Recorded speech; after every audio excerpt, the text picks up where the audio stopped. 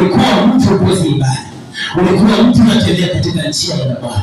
Kama ulikuwa mwimbaji, ulikuwa unaimba vizuri, lakini leo ni siri. Wale walikujua mwanzo wakiangalia, wanaona hapana, kuna kitu kinaharibika, na hata wakisema kelele za furaha zimezuia sauti yao, zimezuia maneno yao, hakuna vile utasaidika. Bado unaendelea na misingi hiyo ambayo inakupeleka katika njia ya kupotea. Akaingia hekaluni, akaanza kuwatoa wale waliokuwa wakifanya biashara. 46 akiwaambia, imeandikwa, nyumba yangu itakuwa nyumba ya sala, lakini ninyi mmeifanya kuwa pango la wanyang'anyi. Haleluya. Yesu ametoka Yerusalemu akiwacha kanisa ya Bwana ikiwa inamwabudu Bwana, watu wanamwabudia Bwana, lakini kwa sababu Yesu ameenda mbali, ametoka Yerusalemu ameenda mbali, wakati anarudi anapata imefanywa pango la wanyang'anyi, anapata imefanywa pango la watu biashara, sio tena mahali pa kuabudia. Jinsi Bwana ulivyompokea maisha yako, kanisa yako, ndani yako ilikuwa ni ya Kristo, ilikuwa ni ya kupendeza Kristo, lakini tabia zako ambazo zilikupeleka mbali na Yesu zimesababisha leo wewe kanisa yako imekuwa ni pango la wanyang'anyi, kwa sababu vitu ambavyo unafanya, kwa sababu matendo unayofanya sio matendo ya Kristo, ni matendo ambayo Bwana hapendezwi nayo. Hizo njia unatembelea, kuna njia unatembelea kwa siri na wewe mwenyewe unavijua, lakini hutaki kuziacha, na kwa sababu watu wajui, umejibariki, umejitia nguvu, ukasema njia hii si mbaya. Nataka nikwambie kwamba hiyo misingi ya pili ni misingi mibaya. Ni lazima misingi hiyo ipomolewe tena, ili misingi mingine mpya ianze. Yesu akapata ndani ya hekalu hilo watu hawa wanafanya biashara, hekalu limejaa vitina, hekalu limejaa masengenyo, hekalu hilo ambalo Kristo anatarajia kuja kulichukua kesho. Bwana Yesu asifiwe. Watu ukiuliza hata mtu ambaye ajui Mungu kule nchi, ukimwambia kwa nini uende kanisa, atakwambia mimi ni kanisa. Wanajua. Haleluya. Kwa sababu wakati Kristo atarudi, harudi kuchukua majengo haya tunayaona katika macho. Majengo haya yatazalia hapa, majengo haya yatapotea, lakini wakati Kristo anakuja kuchukua kanisa. Nataka nikwambie mchana wa leo, kanisa ni wewe, na kanisa yako umeiweka vipi? Kanisa yako inamwabudu Mungu vipi? Kwa sababu anataka wanaoabudu Mungu katika kweli na katika roho. Katika kweli ni matendo yako yanaongea nini leo? Matendo yako yanafanya kazi vipi leo? Utashangaa Mkristo kwa kanisani, mwimbaji mzuri sana, lakini anafanya biashara ya kuuza bangi, lakini anafanya biashara ya kuuza pombe, na anakuambia ni Mkristo. Pombe hiyo inaharibu ndoa za watu, pombe hiyo inaharibu maisha ya vijana, pombe hiyo inafilisisha watu, anafanya huduma ya kufilisisha watu, anafanya huduma ya kuharibu ndoa za watu, anafanya huduma ya kurejesha watu nyuma, lakini anasema ni Kristo. Hiyo ni misingi ambayo iliyoka ndani ya maisha ya Mkristo, ni lazima ibomolewe ili aanze upya na Bwana. Na Bwana Yesu anakupenda na anakuhitaji uanze upya. Alipowapata hekalu limechafuliwa, alianza kutoa vile vitu, akawaambia ni hekalu la maabudu. Na ninawaambia mchana wa leo, maisha yako ni hekalu la Bwana, na Bwana anataka kukaa ndani ya maisha yako. Akikuja na kutana na kitu kisichostahili, Bwana anafikia kasuluhisho na wewe haustahili wewe Bwana kukaa ndani yako, kwa sababu ya tabia unazofanya. Kuna vitu unafanya kwa siri na unajua ni vitu vibaya, lakini umelishikilia na kulikwamia. Hata haijalishi ni Kristo kwa kanisani, lakini Mungu ameweka mikopo ya baba yake, ameweka mikopo ya babu zao, na hapo kanisani akifanyia Mungu kazi. Anajua kusema Bwana asifiwe, anajua kusema Bwana asifiwe, lakini tabia zake zinampeleka chini. Wengine wote wanatenguliwa basi, wamekuja kanisani, wamekuja kukaa kanisani, wanajidanganya wako na Bwana, wanajidanganya wanajua, kwa sababu walishainua misingi mingine ambayo ni misingi mibaya, ambayo ni misingi ya jehanamu, lakini wanajaribu kumtafuta huyu Yesu. Hawatampata Yesu kama hekalu limechafuliwa. Hekalu lako likichafuliwa, hautapata huyu Kristo. Hayo mambo unaongea, ulimi wako unaongea nini? Hekalu lililo safi, ulimi unaongea mambo yaliyo safi. Hata kutembea kwako kunaonekana mambo ikiwa sawa, lakini kama wewe hautaamini huyu Kristo na kutengeneza hekalu lako, ninataka nikwambie, unaenda mahali pabaya. Hekalu lako linakuja kuchukuliwa. Anasema anakuja upesi. Yesu anakuja upesi. Wewe ukijiona kama mwanadamu, unaona wewe ni mtu wa kuishi, unaona wewe ni mtu wa kuendelea, haujuia kwamba Yesu anakuja upesi. Na Yesu akija upesi, atakupata katika maisha ambayo yamekana kuchafuliwa, wewe utapotea. Kuna roho iliyobeba mbaya ambayo inafanya vitu vibaya. Kuna roho ambayo imebeba inaudhi watu. Kuna roho iliyobeba inatesa watu. Ni lazima uachane nayo, uanze misingi mingine ya Kristo, misingi ya kwamba ndani yako mbele sala, ndani yako mbele matendo mazuri, nisiri kabisa na kuchafuliwa. Hekalu la Bwana linataka liwe safi. Anasema ninaenda kumtuma Roho Mtakatifu aje kuwa msaidizi wa Mungu. Huyo Roho anakuja kukaa ndani yako, anataka kukaa mahali pasafi. Roho Bwana hawezi kukaa mahali ambapo ni pachafu.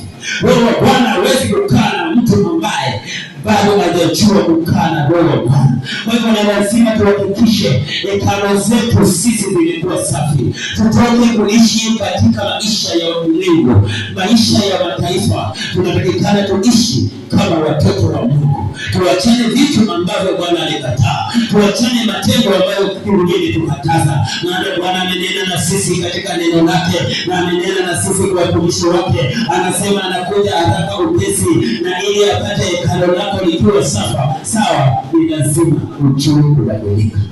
Ni lazima ujue kunyenyekea. Kunyenyekea ni lazima. Kutenda matendo mazuri ni lazima. Anza kubadilisha hiyo kitu unayofanya, kwa sababu Bwana anapofika anakasirika na hekalu hii. Akaona hekalu la Yerusalemu kama linafanya biashara, wamesahau mambo ya sala, wanashinda katika vitina kutoka asubuhi mpaka jioni. Wanaita vitina waliombea, wanaita masengenyo waliombea, wanapenda umbea kuliko sala ya Bwana, wanapenda kutendelea mabaya. Kupitia umbea wanakosana, kupitia umbea wanakosana. Wengine wamejidanganya kwamba maisha ni magumu, wakaanza kufanya vitu ambavyo havipendezi Mungu. Wamesahau Mungu wao haendi na wakati, haendi na maisha. Aliwalisha watu jangwani. Leo unatuambia vipi maisha ni magumu? Wewe tembea vizuri na huyu Kristo anataka kukuweka mahali pazuri. Haleluya! Basi Yesu alipoingia katika ile hekalu, alianza kuwafurusha nje, alianza kuharibu vitu vyao. Nataka nikwambie, hata kanisa lako kama litakuwa na manunguniko, kuna vitu vitaingia kukuharibu. Bwana hataruhusu hatari ili upate kukubadilisha. Bwana hataruhusu hatari ili upate kukubadilisha, urudi katika njia inayostahili. Usikae kiasi cha kwamba unangoja hatari. Hesabu 21:4-8. Tusikie wakati watu hao wanachafua hekalu, wakati watu hao wanakaa mbali na Mungu, ni jambo gani linaweza kuwapata? Asubuhi nilikuwa naongea na wale watu tulikuwa na wao hapa, waliosifiwa. Hata nimefanya vizuri kukumbuka nikwambie, tumeanza maabudu asubuhi hapa. Kwa hivyo kama unaweza kuja. Mungu nikawa naongea na wao, nikwambia kuna vitu watu wanaweza kuita baraka, lakini Bwana ameleta kiboko ya kuchapa watu. Tunasikia Nairobi mvua iliua watu, na ukienda pale mvua iliua watu, na bado watu wamesimama pale wanamwambia Bwana hii ni baraka. Mvua ya kuua watu si baraka. Tabia zikisidi kukua mbaya, dhambi zikisidi kuongezeka, kadhabu ingia, na kadhabu inatakikana watu waijue ili washuke chini, waambie Bwana, ile adhabu tuepushe nayo. Wakati walikuwa na nawe wakiwa na tabia mbaya, wakiwa na matendo mabaya, Bwana akasema nitaangamiza mji huo. Waliweza kushuka chini, wakasema Bwana, sisi tumekubali tulikosa, wacha utusamehe ili tubadilike. Na yeye anasema na kama watu wangu watabadilika na kurudi kunigeukia, nami nitawageukia na niponye nchi yao. Kwa hivyo hizo tabia zako ambazo unaona ni hatari, ukiona kitu kinaingia, wacha kuita hatari baraka. Hatari si baraka. Watu wameharibika, hekalo nao limekuwa chafu. Unasikia mwanaume wa miaka 30 amebeba mtoto wa miaka 3, na huyo mwanaume ukimfuatilia unasikia anashiriki kwa kanisa mahali fulani, haiti yeye ni Mkristo. Hekalo ambayo limechafuliwa, ambao ninasema leo linaweza kusababisha kadhabu, linaweza kusababisha hatari, linaweza kusababisha mambo mabaya katika maisha ya mtu. Ninasema tuchukue somo Hesabu 21 mstari wa 4 na mstari wa 8.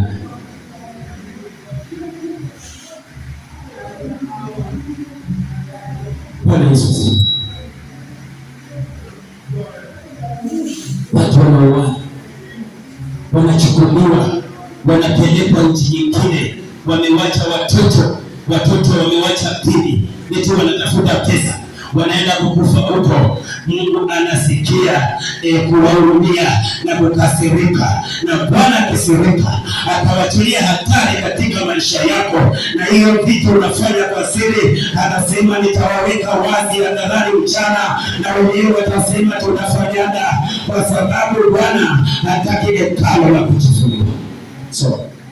Wakasafiri kutoka mlima wa Hori kwa njia ya bahari ya Shamu ili kuizunguka nchi ya Edomu. Watu wakafa moyo kwa sababu ya ile njia.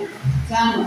Watu wakamnung'unikia Mungu na Musa, mbona mmetupandisha huku kutoka nchi ya Misri ili tufe jangwani? Maana hapana chakula wala hapana maji, na roho zetu zinakinai chakula hiki dhaifu. 6. Bwana akatuma nyoka za moto kati ya watu, wakawauma watu wengi wakafa. 7. Watu wakamwendea Musa wakasema, tumefanya dhambi kwa sababu tumemnung'unikia Mungu na wewe. Utuombee kwa Bwana atuondolee nyoka hawa. Basi Musa akawaombea watu. 8. Bwana akamwambia Musa, jifanyie nyoka ya shaba, ukaiweke juu ya mti, na itakuwa kila mtu aliyeumwa aitazamapo ataishi. 9. Haleluya. Wana wa Israeli, Bwana amewatoa katika utumwa, lakini Bwana amewatoa katika utumwa, amewatoa kwa maadui. Watoto wao walikuwa wanauliwa kwa sababu waliamrishwa na watoto wakizaliwa wauliwe. Waliishi maisha ya kujipendeleza kwa binadamu, maisha ya kunyenyekea kwa binadamu, na Mungu amewahurumia, amewatoa maisha ya kunyenyekea. Ameamrisha maadui, wamewapatia dhahabu, wamewapatia vitu, na wakatoka katika mji ule. Na hata kama bahari ilisimama mbele yao, alifanya njia katikati ya bahari kwa sababu ya hao watoto. Na walipoingia jangwani, Bwana akakubali kushiriki na wao chakula cha mbinguni, chakula cha malaika, chakula cha kutoka mbinguni. Akaanza kukishukisha watu hawa, akawashirikisha wakae kama watu wa mbinguni, lakini wakabaki kunung'unika tu. Mwanadamu ambaye hekalo lake haliwezi kuridhika, limechafuliwa na manung'uniko, linamwongelea hata jana alisimama hapa akasema, nilikuwa nalala njaa jana, lakini Bwana kaniletea unga. Akasema jana ilikuwa hivi, nilikuwa mgonjwa, lakini Bwana kashuka na kuniponya.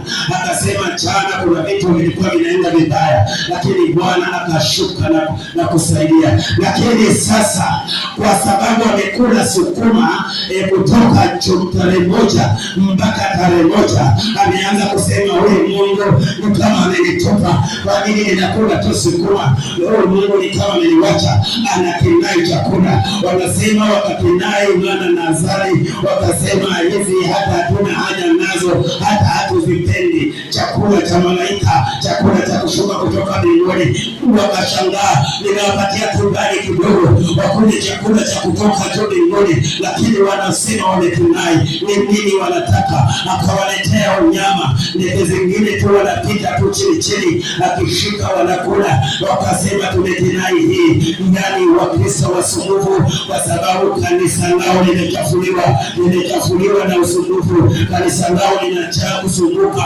linajaa kunungunika, halidhiki. Hata likifanywa vipi halidhiki, hata likibebwa katika meleko bado halidhiki, kwa sababu ya kwamba kanisa lako limechafuliwa. Kanisa lako limechafuliwa. Mimi nimechoka. Hata sasa hivi nikupatia kazi nitaleta kunungunika tu. Ile kazi ni ngumu, ile bosi ananiambia vibaya. Hiyo kazi ninaweza kuiacha. Kristo ambaye hana shukrani katika maisha yake kwa Mungu, Bwana anasema akawachilia nyoka wa moto. Hizo zimeletwa na Mungu mwenyewe kwa sababu ya manunguniko yao, zianze kuwauma. Bwana akaachilia nyoka za moto. Kuna vitu vinaweza kuachiliwa vikutese, vikumamise, kama utabadilika upate kuangamia kwa sababu ya tabia zao. Basi nyoka wakaanza kutembea. Hawa nyoka ni wa moto, ukijaribu kuwapiga wanakuchoma na wanakuuma. Na anasema ya kwamba hawa nyoka wa moto wakikuuma unakufa. Watu hawa wakaanza kufa, Wakristo wakaanza kufa. Sijui korona imekuja, sijui kitu gani kimefika, kwa sababu hekalu zimechafuliwa. Hekalu zimechafuliwa, maafa mtayaona. Hekalu zimechafuliwa, shida mtaiona. Hekalu zimechafuliwa, mtapitia hatari. Anasema na siku hiyo alijua kutakuwa na watu ambao wamechafua hekalu lao, wanaitwa majinsi, wanaitwa sijui majina gani. Mahekalu zimechafuliwa, wakati kutakuwa na watu wao. Anasema na siku hiyo magonjwa yatasimama, magonjwa mengi na mengine yatakosa tawa, kwa sababu hekalu za watu zimechafuliwa. Leo zinafanya biashara. Hekalu za biashara. Hekalu zao zinamwacha Mungu, wakasahau mali Mungu aliwatoa, wakasahau vitu Mungu aliwatendea.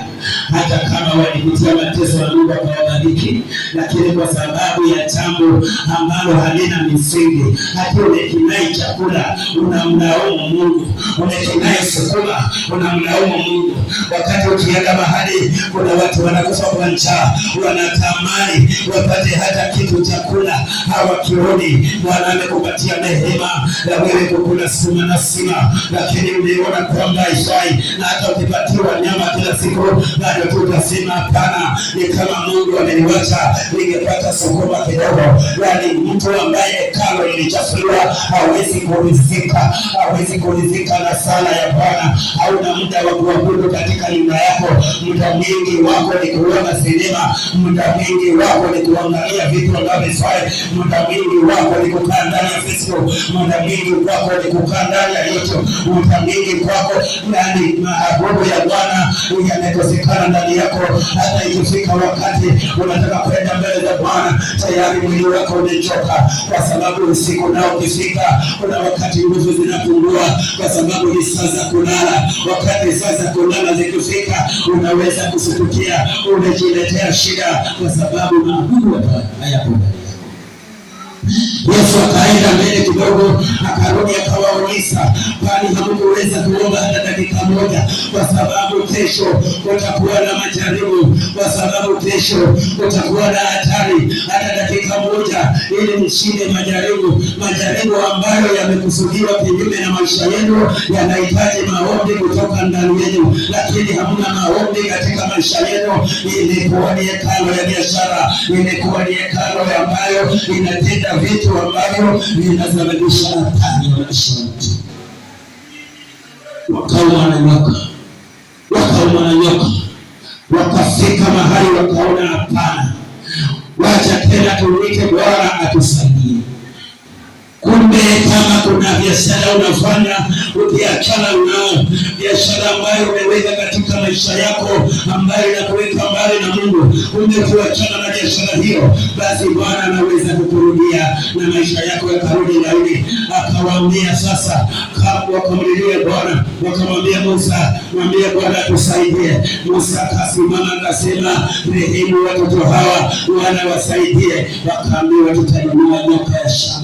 Musa inua nyoka ya shaba, na yule mtu itamuuma, akienda kuinamia nyoka ya shaba atapona. Wacha nikwambie, unaona mtu nyoka imemuuma na nyoka ya shaba iko hapo, lakini anataka kuiangalia. Aliona ni utusi na akafa. Nyoka ya shaba iliinuliwa, lakini yeye akazidi kukuwa na misimamo. Akasema, sisi tunasema tumekinai hii chakula Musa, kwani mmetuleta hapa tukufie jangwani, turudisheni Misri. Wanatamani mateso yao, wanatamani shida waliopitia, matendo yao inasema, unamtendea nini Mungu wewe? Unakaa vipi na Mungu wako? Mambo ya kukuja kwa Mungu kwa sababu hauna kitu ya kufanya nyumbani, waachana nayo, weka Mungu katika hesabu yako ili uweze kuenda na Mungu katika njia moja. Utajuaje Kristo hekalo lake lilichafuliwa na amekosa nafasi ya Mungu ndani yake? Utamjua kwa sababu Kristo atakwambia mchungaji, unajua hata jana sikukuja kanisani, nilienda saluni. Unaenda saluni unawacha kuabudu Mungu. Haleluya. Waenda saluni na unawacha maabudu ya Mungu. Hekalo la Bwana si la biashara, ni hekalo la maabudu.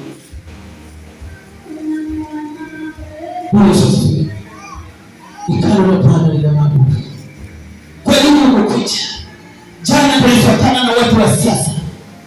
Haleluya. Wewe unafuatana na watu wa siasa, unawacha kumwabudu Mungu. Hekalo hilo ni lazima libadilike. Hekalo hilo ni lazima lijue ni la maabudu na si la biashara. Ni hekalo Bwana anategemea maabudu ndani ya hekalo hilo. Yesu alipoingia anategemea maabudu, akapata kuna wapunge ndani, akapata kuna watu wakubwa ndani, akapata kuna wanabiashara wakubwa ambao wanajulikana, akapata watu wananunua na kuuza. Akashangaa na biashara hiyo. Badilisha nafsi yako utategemewa. Mchungaji mmoja rafiki yangu aliniambia, unaona huyu mzee mshirika wangu mzuri sana, lakini ikifika siku ya siasa hata onekana mpaka sasa itaishi. So ikifika wakati tutaingia next year, wakati ule mwaka huyo mzee atakuwa amefunga kabisa. Na kuna wengine wafunga biashara, lakini hawajui wakati wanapewa ile pesa. Unaonanga bwana, sasa kicha watu kukufa si kazi, kwa sababu ishanunua maisha yao. Tuwadai hakuna mtu wa kuzuia. Usasifiwe. Tuwadai hakuna mtu wa kuzuia. Lakini kama wangekaa kwa Kristo, watu hawa kama wangekaa kwa Kristo, wangekuwa na uhusiano mzuri. Wakati Yesu anakuja akirudi Yerusalemu angamie, angepata bado wako na maabudu, wangepata bado wanamtii Bwana, wangepata bado wananyenyekea. Lakini unyenyekevu umeisha na hekalo hilo limekataa. Hata wachungaji wanataka kuwasikia. Utana na mtu wezi pastari umwambie, unajua nini? Huyu ni Kristo. Umwambie unajua Bwana anakupenda. Nitakwambia wachungaji tunawajua, mnatafuta pesa. Pesa. Nataka nikwambie habari za huyu Yesu. Hapana, kanisa ni biashara. Tukwambia kanisa ni biashara. Kwa sababu zao zilichafuliwa na zinafanya biashara, wanaona biashara. Lazima tujue kubadilika. Jambo kubwa lilituleta hapa ni sisi vile tutatembea na Kristo katika njia ya kumpendeza, kwa sababu mahali tumeahidiwa tufike, mahali tumeahidiwa tuingie, mahali tumeahidiwa tupate umani, tusipoteze kwa sababu ya hekalu kuchafuliwa. Alipowapata aliwafundisha wote nje, akatoa nje, hekalu likasafiri, likafagiliwa, hekalu likasafishwa, likafungwa, wakafungiwa nje. Kanisa yako Bwana akija. Nasikia hata watu wanachangia wanasema, Mungu akishuka kanisa, mtu mmoja tu anaweza kuchukua kwa sababu wanajua. Kwa nini aseme na Mungu akishuka ninyi ndio mtachukua? Lazima uwe na uhakika na kuchukuliwa. Mambo ya kuchukuliwa kuingia katika uzima wa milele ni lazima uwe na hakika nayo na uache kubahatisha. Hakubahatisha.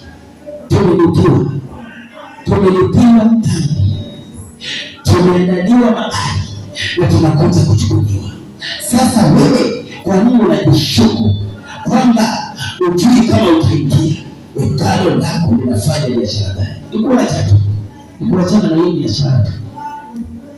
Saa ingine watu wanafikiria mambo yao, alafu wanasema wapendwa, siku fulani dunia itaisha. Utashangaa ule Mkristo aliyemwamini atakuuliza, kwanza wanasafisha pasta na tulisikia fulani anasema dunia itaisha siku fulani. Itaisha kweli? Unamwambia unajua siku ya dunia kuisha hakuna mwanadamu anayejua, hakuna hata malaika anajua, ni Mungu pekee. Lakini kesho anasema alikuuliza pasta, kweli dunia itaisha? Kwa sababu ya kujishuku. Kama sisi tumeandaliwa mahali pazuri, pana makao mengi, utaenda utembee pale, uende kila mahali, makao mengi. Kama tumeandaliwa makao mengi, mbona kuja kwake Kristo tukisikia tunababaika? Basi tubabaike, makao hayo ni yetu. Wacha tujiweke katika hekalu la kumwabudu sala, hekalu la kumwabudu Bwana, tumregelee Bwana. Basi Musa akawaambia, na ukitazama nyoka ya shaba utapona wakati umeumwa kwa sababu ya manunguniko yao. Kwa hivyo mchana wa leo nataka nikwambie kwamba kama Biblia inasema kama Musa alivyoinua nyoka jangwani, mwana wa Adamu hana budi kuinuliwa. Yesu hana budi kuinuliwa. Yesu hapo juu. Kama kulikuwa na biashara ulikuwa unafanya, kama kulikuwa na manunguniko ndani yako, anza kumtazamia Kristo. Mwambie akubadilishe, mwambie atengeneze maisha yako upya, hapo tayari kwa ajili yako, na badala ya mauti utapona, utasimama tena katika wokovu.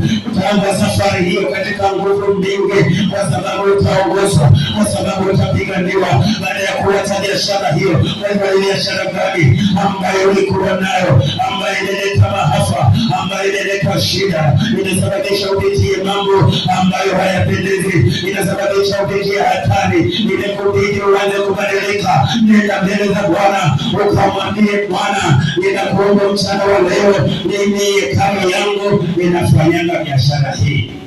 Unajua ule mzee, ule mpango wa kando, ule biashara yangu inafanyanga, ule mama mwenye mpango wa kando, hekalu yangu inafanyanga biashara. Kwa hivyo Mungu, hii mpango ya kando nataka niwachana nayo. Nikisha wachana nayo, Baba nirehemu tena, anza kumwangalia Kristo, maisha yawe upya, kwa sababu damu ya Yesu iko tayari kukutakasa. Ukikiri kutoka katika moyo wako, ukikubali kubadilika, ukikubali kuachana na njia zisizopendeza Bwana hako tayari kukusaidia. Bwana hako tayari kukuponya. Bwana hako tayari kukuondolea yale mateso uliingia kufikiria ni mateso ya kawaida, kumbe ni ghadhabu ilikuwa inakutesa. kumbe ni shida ya ghadhabu, kwa sababu ya vitu ambavyo unafanya ili kuweka mbali na Mungu, na Mungu akaona autendezi, akaona akaachilia ghadhabu yake na inakutesa. Bwana ataiondoa. Mambo madogo ndio makubwa. Bwana akasema hakuna dhambi kubwa na Mungu. Ndio kila siku nakwambia, wewe mwenyewe umepita ukatukana mtu, ukamtukana tu matusi mawili, na yule mtu ambaye anaabudu shetani, dhambi zenu ni sawa. Sasa hasara gani ya kutukana mtu unafananishwa na mtu mwenye anaabudu shetani? Hasara gani kumtusi mtu ama kufanya masengenyo alafu ufananishwe na mtu mwenye aliuawa? Na kwa nini wanasema dhambi ni sawa? Kwa sababu wote unaenda sehemu moja. Yule aliyetusi shetani na mama wake pamoja na yule alisengenya wanawekwa katika kona moja, na dhambi zao zinalipwa kwa kiwango kimoja, kwamba wataishi katika moto huo wa jehanamu milele na milele. Hakuna wa kuwarehemu, hakuna wa kuwasaidia. Lakini sasa kule hata wakipiga nduru, hata kama waoni anapiga nduru, anauliza na wewe ni nani? Ulikuwa nani? Kwani ulifanya nini ukapatikana katika moto huu? Lakini nilikuwa nasengenya jirani yangu, ataambiwa mimi ni mtu kwa sababu niko hapa. Jamani,